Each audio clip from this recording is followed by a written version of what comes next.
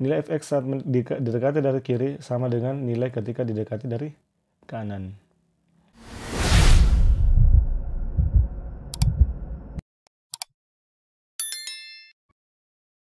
Assalamualaikum warahmatullahi wabarakatuh. Selamat datang di channel 1 Derajat.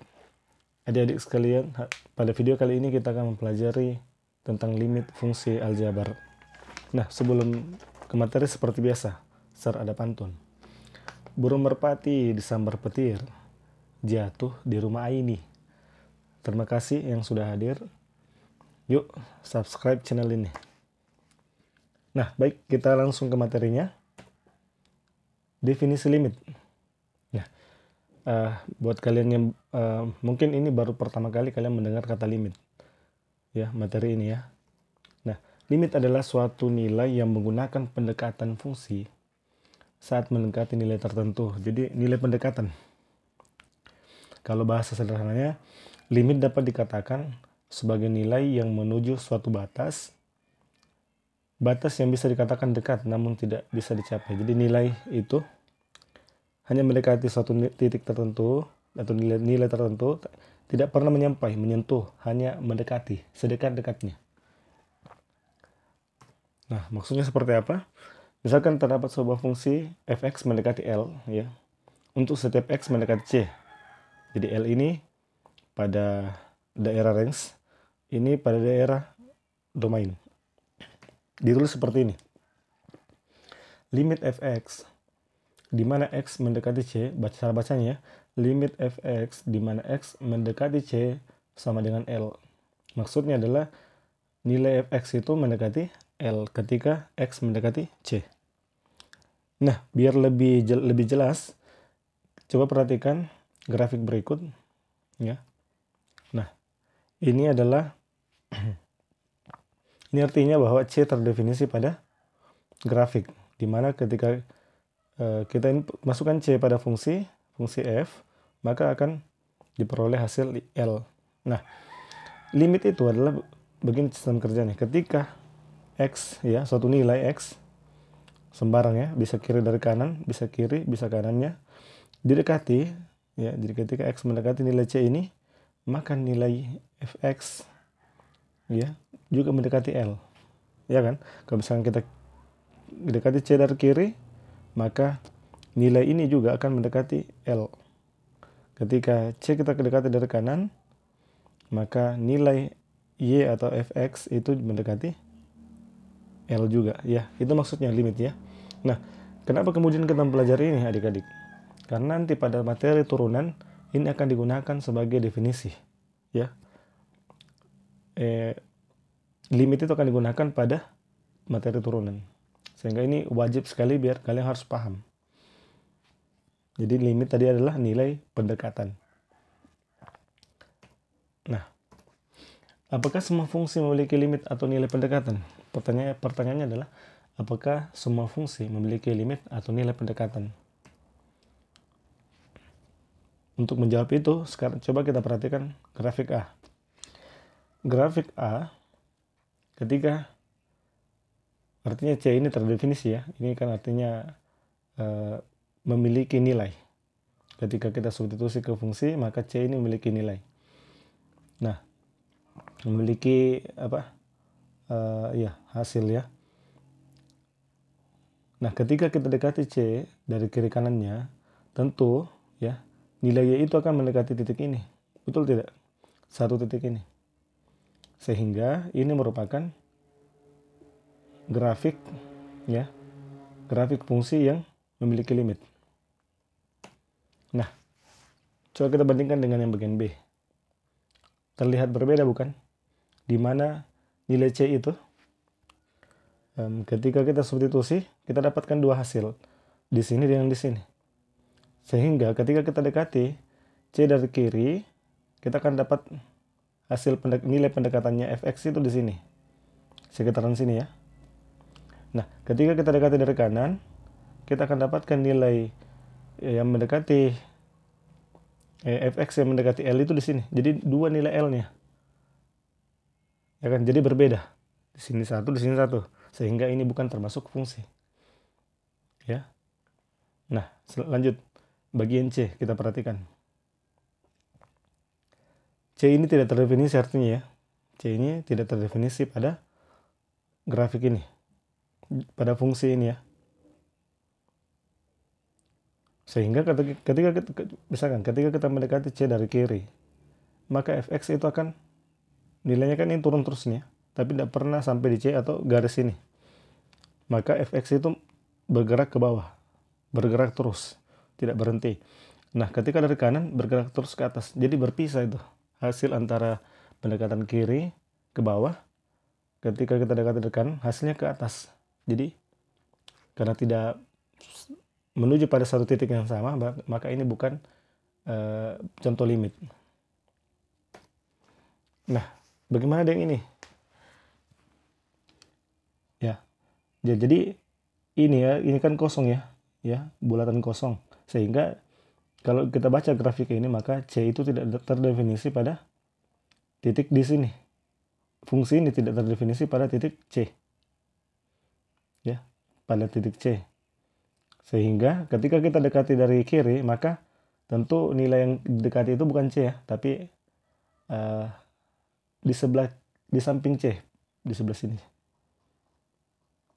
Begitupun dengan kanan, bukan C, karena C itu tidak terdefinisi. Sehingga pasti hasil pendekatannya berbeda.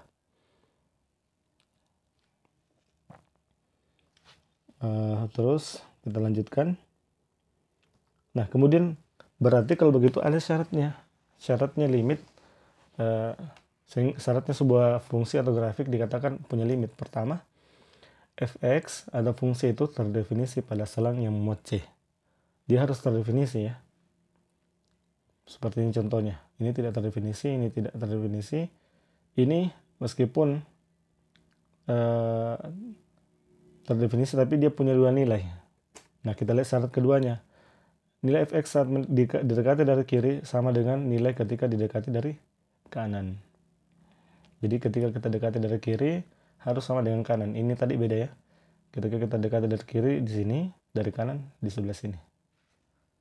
Nah, itu dia adik-adik. Nah, untuk lebih secara matematika itu seperti ini.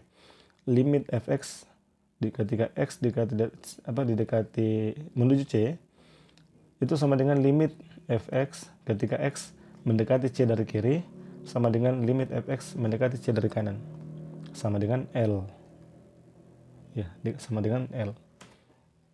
Nah, sifat-sifatnya kita lihat ada berapa. 1, limit K x menuju C itu sama dengan K. Limit x di mana x mendekati C itu sama dengan C ya, tinggal diganti substitusi. Limit K kali fx di mana x mendekati C sama dengan K, K-nya taruh ke depan. K ini konstanta. Ketika ada penjumlahan seperti ini untuk limit, maka bisa dipisah. Cara kerjanya, pengurangan juga sama, ya, perkalian juga sama, pembagian ya, cuma dengan syarat limit gx di mana x mendekati C itu tidak sama dengan 0.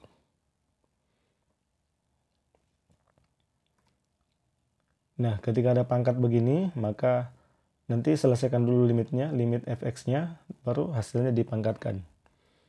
Nah, ketika dapat rasional, selesaikan dulu limit fx di mana x mendekati C dengan catatan fx limit dalam akar ini harus lebih dari sama dengan 0. Tidak boleh negatif. Kenapa? Karena nanti dia tidak terdefinisi. Itu ya. Karena kalau akar negatif kan tidak terdefinisi. Kita lihat bagaimana contoh soalnya. Nah, sebelum itu kita lihat dulu ketika mencari nilai limit fungsi. Ada beberapa cara. Pertama, metode substitusi. Ini sudah lumrah kita dengar ya. Kedua, metode pemfaktoran. Ketiga, metode mengalihkan dengan faktor sekawan. Kita masuk ke metode substitusi. Nah, tentukan nilai limit 3x pangkat 2 kurang 4, di mana x mendekati 1. Nah, kita coba mengerjakan berdasarkan sifat tadi ya. Nah, ini soalnya sama dengan. Nah, kita pisah. Kan tadi kan kalau penjumlahan, pengurangan, perkalian, pembagian, semua bisa dipisah. Jadi limit 3x pangkat 2 di mana x mendekati 1 dikurang limit 4 di mana X mendekati 1. Ini ada konstanta 3, jadi taruh ke depan nanti.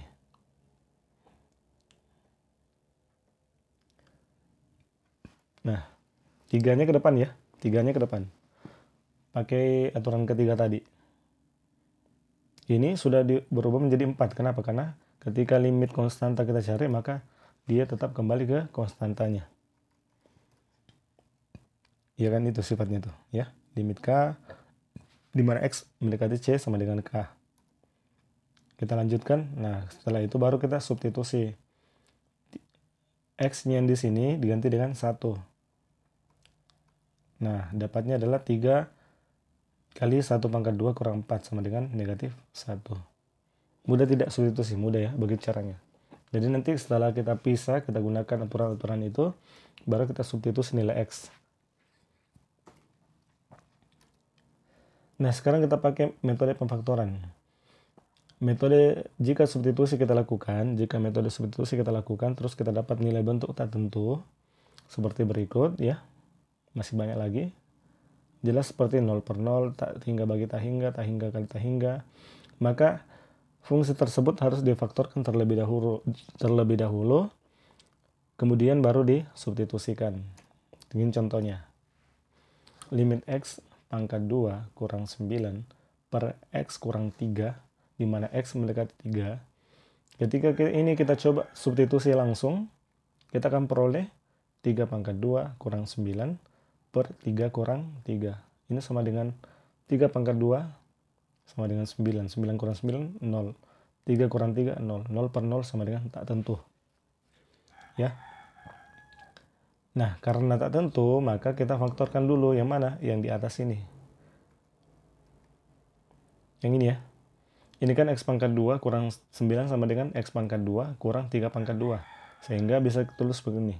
Limit X kurang 3 kali X tambah 3 per X kurang 3, di mana X menuju atau mendekati 3. Nah, ini ada X kurang 3 sama nih. Karena perkalian, maka ini bisa dicoret. Nah, fungsi limit kita jadinya seperti apa? Ini, limit X tambah 3, di mana X mendekati 3. Nah, ini bisa ketika kita sudah mahir menggunakan tadi sifat, kita bisa langsung substitusi saja nilai X sama dengan 6. Nah, yang terakhir adalah bagaimana faktor sekawan.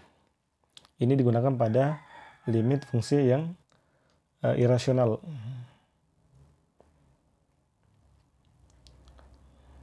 Nah, jika pada metode substitusi menghasilkan nilai limit yang irasional, maka fungsi dikalikan dengan akar sekawan. Ya. Contohnya gini. Limit X kurang 5 per akar X kurang akar 5, di mana X mendekati 3 sama dengan, kita substitusi langsung, 3 dikurang 5, nah, per akar 3 dikurang akar 5, ini bentuk irasional, sehingga harus dikalikan dengan faktor sekawannya. Di mana tuh ini? Ini akar 3 dikurang akar 5. Kawannya adalah akar 3 tambah akar 5. Karena di bawah dikalikan ini, akar 3 tambah akar 5, di atas juga harus sama ya, biar nilainya tidak berubah. Kan ini per ini kan 1 ya.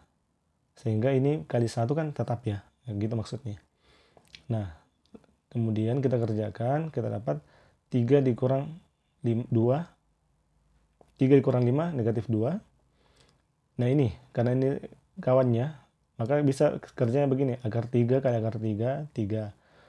Negatif kali positif, negatif. Akar 5 kali akar 5, 5. Ya, itu hanya berlaku ketika gini ya, angkanya sama, bersesuaian sama, terus tandanya beda. Ketika dua-duanya positif harus kali cross ya, ini kali ini kali ini ya, gitu. Kita peroleh adalah kali akar 3 tambah akar 5, ini tetap ya. Sehingga ini kan negatif 2 per negatif 2 nantinya jadi 1. Jadi kita tulis saja langsung ini, akar 3 tambah akar 5. Jadi begitu ya adik-adik. Jadi limit tadi adalah nilai pendekatan.